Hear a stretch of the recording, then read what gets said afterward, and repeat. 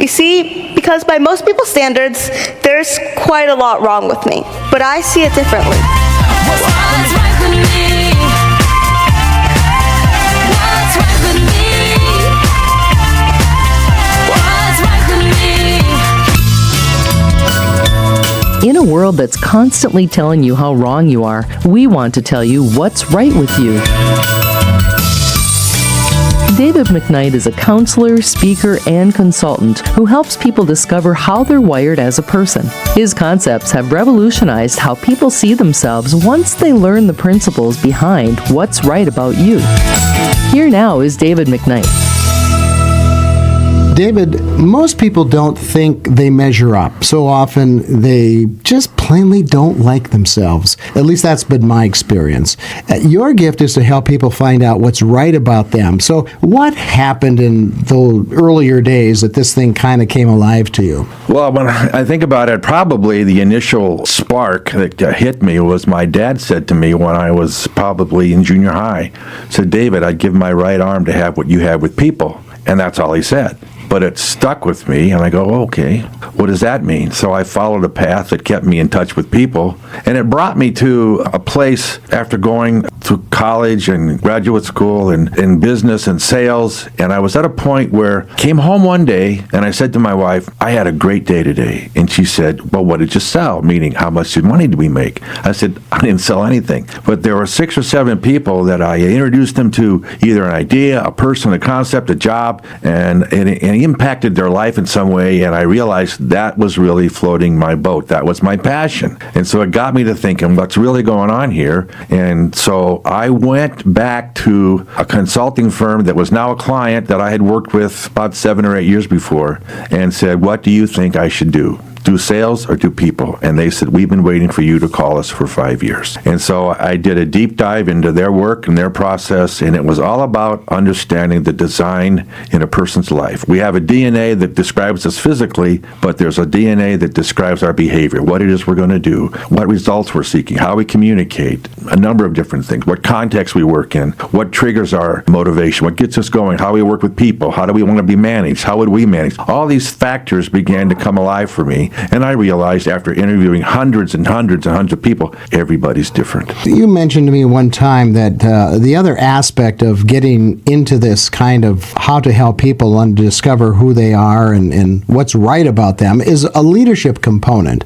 Tell us a little bit about that. That leadership kind of did something for you to open this door, didn't it? Yes. Well, I found myself consulting, oftentimes with executive directors or CEOs or people in managing partners, and I was also working with them on how they were designed and seeing that they were leading according to how they were designed, but it was going against the way they were to lead. What do I mean by that? So someone who is, say, supposed to be organizing and be an administrator and making things run smoothly, and yet they're designed to kind of shoot from the hip and see what's happening, go with the flow. And so they can hold that planning part of them, that administrative part, for about 3 weeks, and then they start to creep back into this more seat of the pants kind of leadership. And I saw that really hurting people. So I was working with some ministers who were leading from their design, but it wasn't the kind of thing that was needed in that context. So I began to see people really, whether they know it or not, are leading from the way they were made. And I had an example of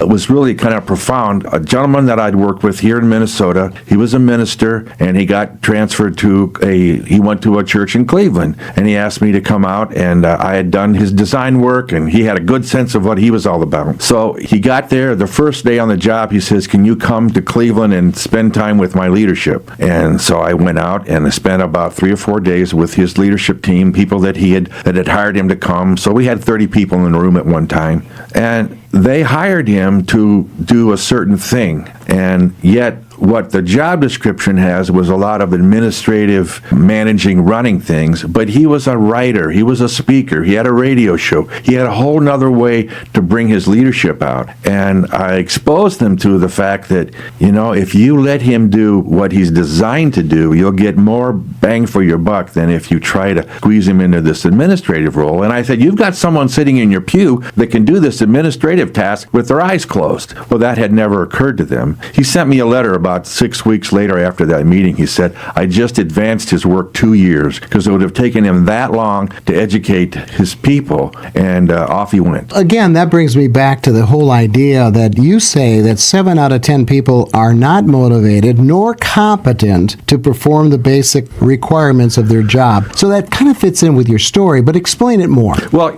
we've all gone to school. We all have had teachers. Think back, how many teachers did you have who you knew they loved to teach? Teaching was a part of who they were. They were gifted. You learned. You couldn't wait to go to class. And I look back on that, I don't know, through all the different educational processes, I probably had maybe 4 or 5 teachers out of 30 or 40 maybe that I were really good at their job. The rest of them were adequate. They were going through the motions, but there were those teachers that taught you, and that kind of goes almost in every segment. There are people who can do a job. I can do it, but you can tell if someone really is doing it from the heart, from who they are. It's tapping who they are. And part of what I do, I am retained by an organization to come in and be employee coach. And so I'm working with men and women who are doing rather routine, ordinary things. And so I ask them, what's right about you? We go through that process, and they begin to see how it is that they actually do this job that would seem menial. I've worked with hotel workers and people who are housekeeping, and we think, well, there's some people who are gifted at doing that. They go into that room and they clean it. They lay down on the bed and they get a view of what the next person's going to be. They care about their job because it's coming out of their design.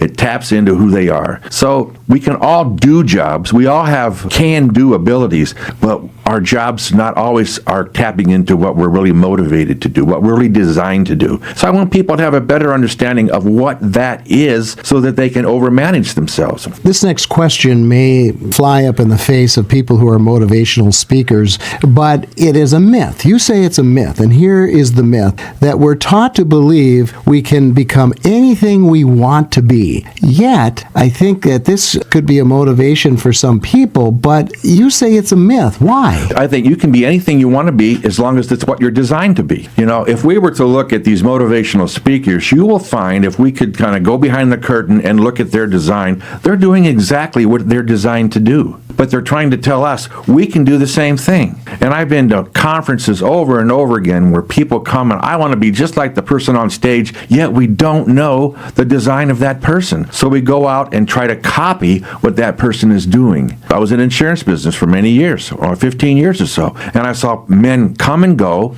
and I saw management trying to put people into a box, and everybody's trying to bend to fit the box, but it doesn't work. There's about 8 or 10 different ways a person can sell, all the way from overt selling to what they consider nursing, coming alongside and nursing someone along and influencing them. There's lots of ways to do that. One of the foremost leaders in thinking and leadership and management is Peter Drucker. And Peter said in his classes, his graduate school that he was teaching, most of his students would not have a clue at what they were good at, nor would they have a clue as to what they needed to work on to strengthen their gifts or their strengths or where their weaknesses are. They're just there to do it. I've worked with graduate students and have them say, how many can tell me what you're going to be doing in 5 years? And out of 15 or 20 in the room, 3 can say, I am going to be doing this. Because those people know how they're designed and the context they're going into. The rest of them said, well, I'll be doing my job. And I said to them, well, you'll be trying to figure out how to get out of your job because you're not going to be doing a good one.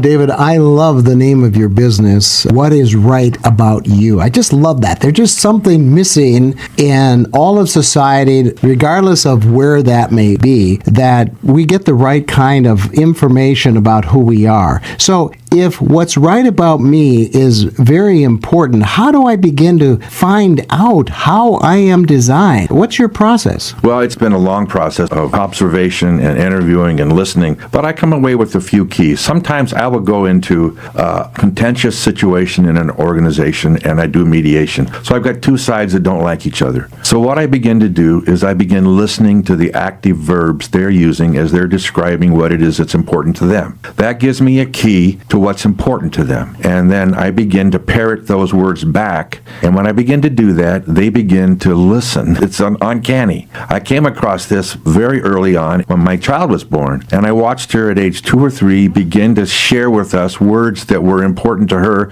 but had no meaning for me or my wife. And I realized those are her words. So if I parrot them back to her, what's going to happen? And whenever I did that, I had her undivided attention. She's 26 years old, and the same thing still works today. So that design, there's something we do every day that we're trying to get at. So it's kind of the ultimate result we're trying to achieve. And we have abilities that are highly motivated by us, part of our design. And then we have these, what I call can-do abilities. Yeah, I can do that, but only for a period of time. But I am really motivated here. Then there's subject matter that we like to use and work with, tangible or intangible things. And then there's circumstances that we work best in, the context, what results we're trying to achieve, all these things. And it starts with listening to those active verbs. Now we have a lot of assessment processes available today that weren't available 40 years ago that begin to tap into that. So I've used StrengthsFinder of late because it gives me 5 words that I can now know. I trust those words, and behind those words are stories that back up why that word is there. So I call them doors to knock on. So when someone gives me their 5 words, I want to knock on that door and see what's behind it. So there's stories, there's actual achievements in their life that tells me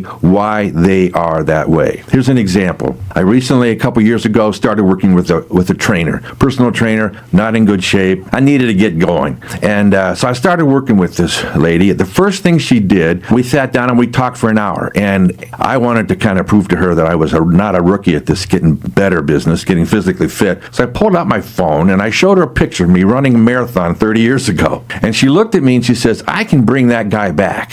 Well, that got my attention. So about 3 or 4 sessions into our working out together, I asked her, have you ever done StrengthsFinder? She says, yeah, I have. Well, I said, give me your strengths. Well, one of them that popped out, 2 of them was responsibility and restoration. And what she said to me very subtly was, when she says, I can bring it back, I can restore that person. I can restore you. So I pointed that out to her. I says, do you realize what you're doing to me? You're providing restoration. And she had never considered. Here she is a personal trainer, but her whole desire is to restore people to health. And everybody has got something that's unique about them. I've gone into men who are incarcerated. Life's tough for them. And we begin to say, there's something right about you. Let's try to discover what that is. And so there's stories in people's lives that what things they've done well, felt they've done well, what was satisfying to them. And that begins to give you the evidence. It gives you the active verbs, gives you the subject matter, gives you information on how they work or don't work. So there's evidence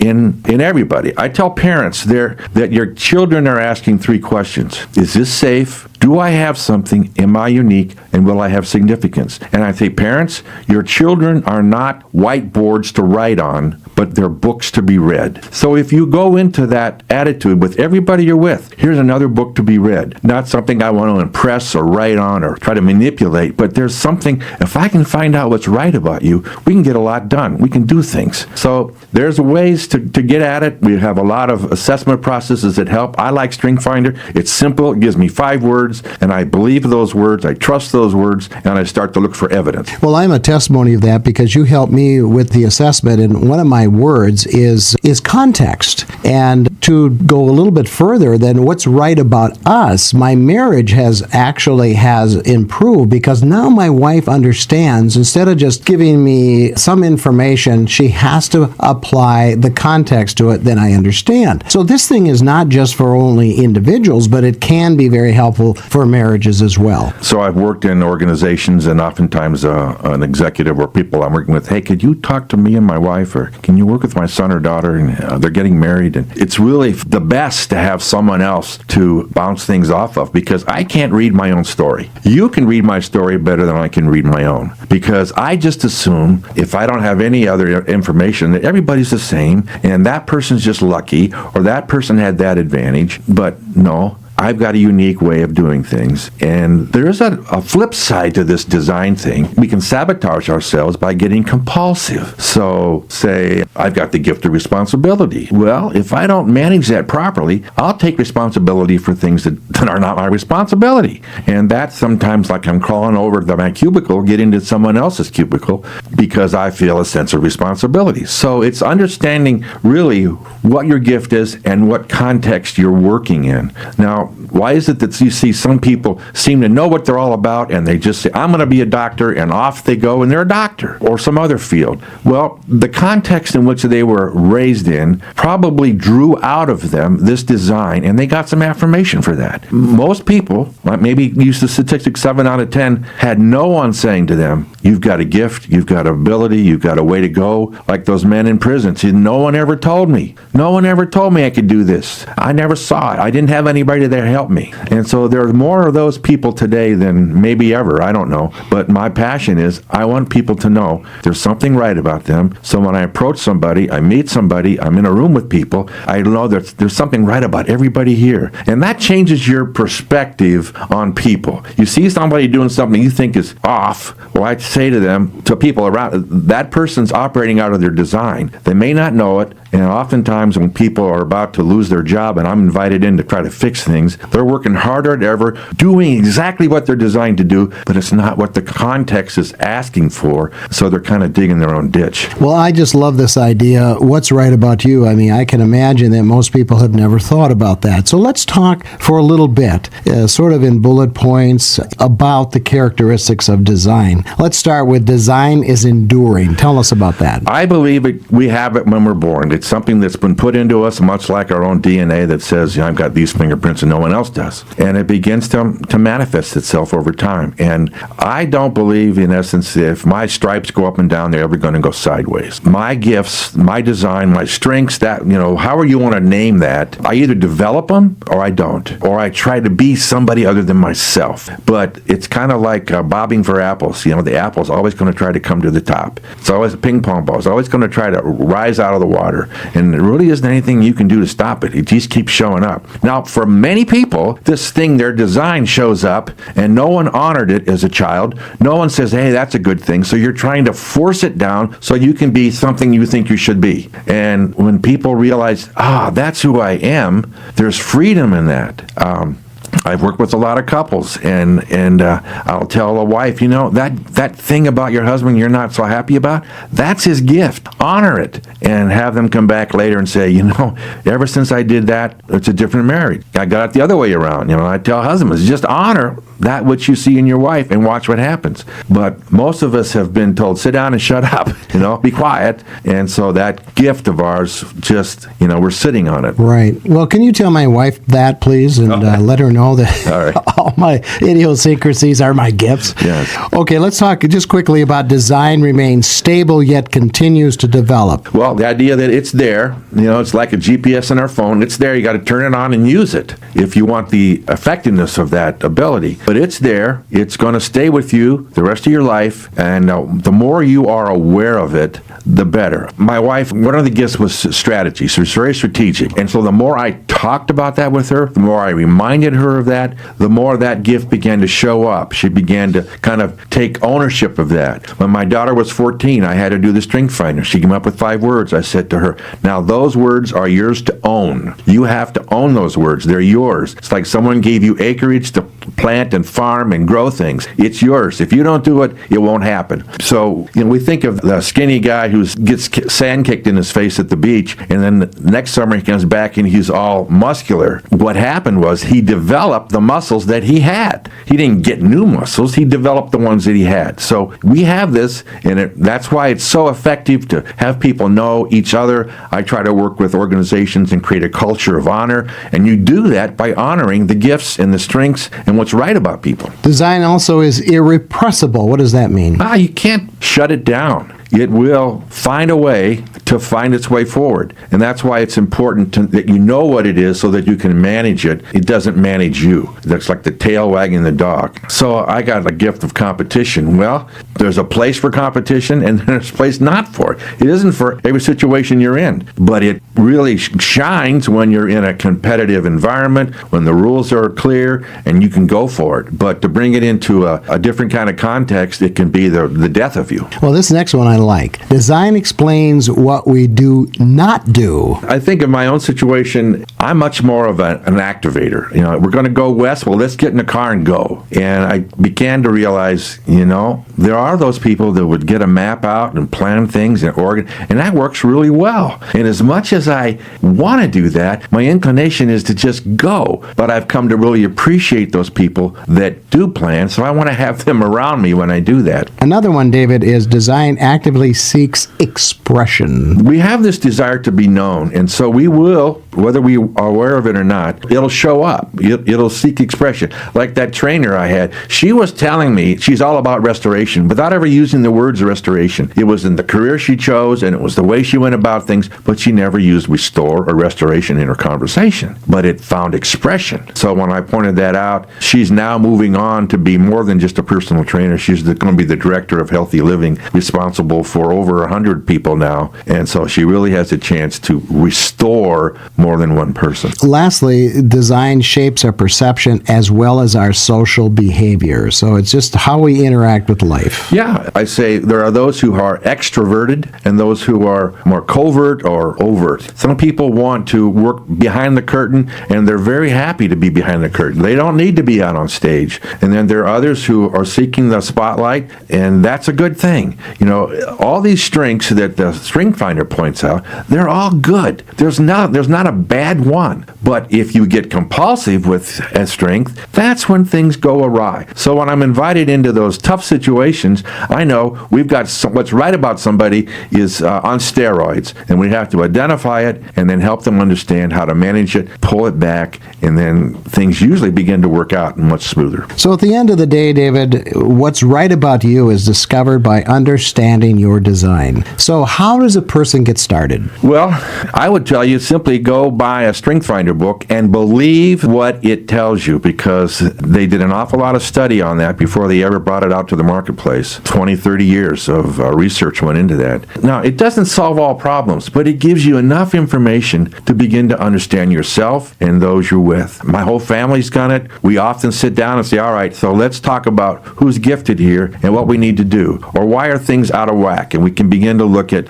somebody's gift is taken over and we have to kind of dial it back. So just take a test. That's the thing. You have to believe there's something right about everybody. That begins to change everything. I mean, I've had psychologists invite me into their counseling room because they know I see their client differently. I'm looking at what's right about that person and trying to unpack it and discover it, when they're oftentimes seeing what's wrong, and then how do we fix it? So oftentimes fixing what's wrong with me goes to let's find out what's right, and that'll give us evidence for where to go to fix what's wrong. You know, David, I think this is so seminal. It's so important to understanding relationships. I mean, for businesses, when they're hiring people, to understand what are we getting in this person, or church staffs, you know, when you're looking for a pastor, a staff pastor, what kind of person best fits into the personalities that are already here, the environment. And as far as even marriage, you know, when we're thinking about getting married, if we're at that stage of our lives, what kind of person are we marrying? What are some of the things that I can know before going in so I understand how they're designed? The couples that I've worked with, we've generally come up with some ahas that if hadn't been discovered could have been real stumbling blocks for them down the road. I think of one couple, the wife-to-be had wonderful gifts in the order of getting things done, executing, let's get it going.